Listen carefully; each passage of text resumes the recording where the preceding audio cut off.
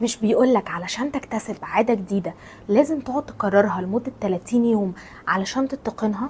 البيزنس كمان كده. وده ياخدنا لسؤال، ابتدي البيزنس بتاعي بكل المنتجات اللي انا عايزه ابتدي بيها ولا ابتدي بعدد قليل منها؟ الاجابه ان الافضل بنسبه كبيره ان انا ابتدي بعدد اقل، لان كل ما ركزت على عدد اقل هيكون نسبه نجاحي اكبر، خصوصا في المنتجات اللي انا بصنعها بايدي، زي مثلا منتجات الكوزماتيك او منتجات السكين كير اللي دلوقتي في ناس بتبتدي ان هي تصنعها بايديها. الموضوع ما بيتمش باليوم وليله، وبيبتدوا ان هم يعملوا تيست مرة واثنين وثلاثة ويغيروا في الفورمولا، ويبتدوا ان هم يشوفوا المشاكل اللي هتقابلهم من المنتج، سواء طريقة تسويقه او سواء اصلا في المنتج نفسه وفي تحسينه. فلو ابتدوا ب5-6 منتجات وهم لسه بيبتدوا ولسه بيتستوا، وارد جدا ان هم يفشلوا.